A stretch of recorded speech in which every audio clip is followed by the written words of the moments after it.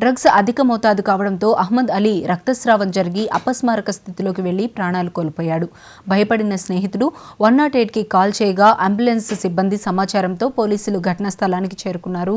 ఇక ఇదే అంశానికి సంబంధించి మరింత సమాచారం మా ప్రతినిధి శ్రీకాంత్ అందిస్తారు. శ్రీకాంత్, చెప్పండి.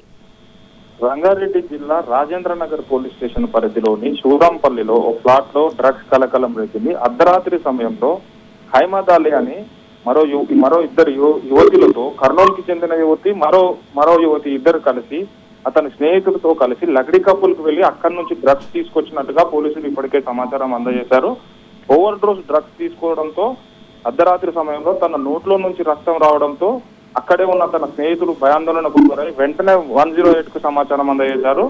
అక్కడికి 108 చేరుకోగానే యువతి కూడా మతి సిమితం లేకుండా ఉండడంతో ఒక్కసారిగా ఇద్దరి పరిస్థితి విషమంగా ఉండడంతో అంబులెన్స్ సంబంధించిన సిబ్బంది రాజేంద్రనగర్ పోలీసులకు సమాచారం అందజేశారు. సమాచారం అందుకోగానే ఘటనా స్థలానికి చేరుకున్న పోలీసులు అక్కడే ఉన్న మరో యువకుడిని కూడా అదుపులోకి తీసుకున్నారు. అదుపులోకి తీసుకున్న తర్వాత హాస్పిటల్ కి తరలించి టెస్ట్ కూడా చేయడంతో డ్రగ్స్ తీసుకున్నట్టుగా నిర్ధారణ అయింది.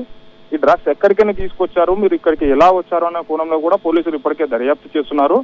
దర్యాప్తుతో పాటు డ్రగ్స్ లగడి కాపుల నుంచి తీసుకొచ్చినట్టుగా పోలీసులకు ఇప్పటికే పూర్తి సమాచారం అందింది.